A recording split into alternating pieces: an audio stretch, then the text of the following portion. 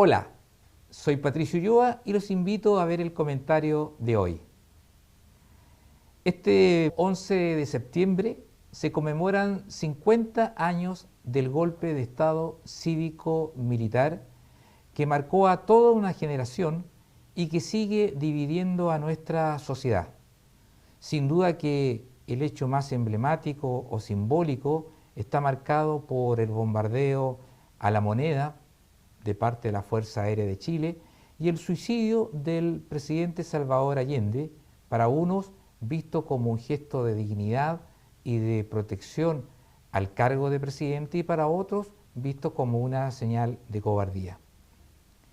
Tengamos presente que el año 1970, cuando se produce la elección presidencial, regía la Constitución Política de 1925, que no contemplaba la segunda vuelta electoral, y por ende las dos primeras mayorías relativas tenían que ser definidas por el Congreso Pleno.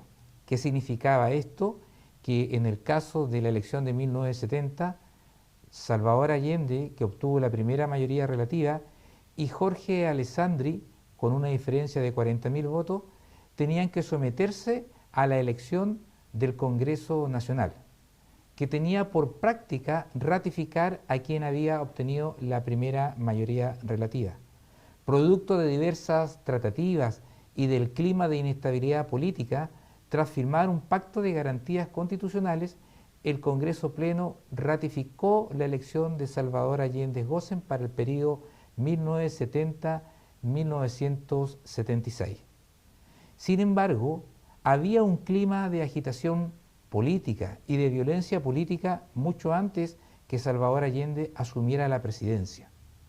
Y este clima se puede definir como aquellas acciones tanto en lo discursivo como en los hechos de sectores de derecha e izquierda, y es por ello que cuando ocurre el golpe de Estado, esta es una situación a la que contribuyeron todos los actores políticos en mayor o menor medida, con un diálogo de sordo y con una intención de imponer criterios sin capacidad de llegar a consensos. El gobierno del presidente Allende, el gobierno de la Unidad Popular, fue un gobierno de minoría en su génesis y en su desarrollo. Un gobierno de minoría porque no hubo una segunda vuelta electoral que lo eligiera por el 50+1 de los votos, pero también un gobierno de minoría en la gestión, porque perdió las elecciones municipales del año 1971 y las parlamentarias de 1973, y porque no tenía mayoría legislativa ni en la Cámara de Diputados ni en el Senado. Este golpe de Estado cívico-militar del 11 de septiembre de 1973, encabezado por el general Augusto Pinochet, primero como presidente de la Junta de Gobierno integrada por las tres ramas de las Fuerzas Armadas y Carabineros, y luego como presidente de facto de Chile, generó 4 hechos políticos relevantes. Primero, la violación sistemática a los derechos humanos. Segundo, un nuevo modelo económico de corte liberal. Tercero, la persecución de distintos sectores de la población de este país. Y cuarto, la generación de una institucionalidad marcada por la nueva Constitución de 1980, ratificada en un plebiscito, se ha dicho también, sin la existencia de registros electorales e instrumentos que permitieran controlar efectivamente ese proceso. ¿Qué es lo que ocurre hoy día a 50 años del golpe de Estado?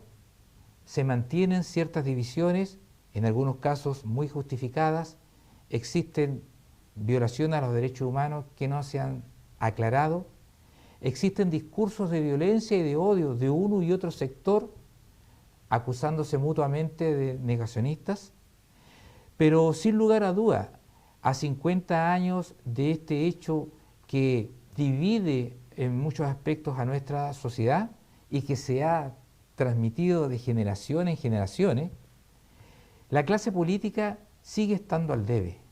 Tal vez sería el momento de retribuir u homenajear a esta democracia que fue quebrantada el año 1973, que legislaran fortaleciendo la democracia en función de los temas trascendentes de este país y que requieren de una legislación adecuada al siglo XXI.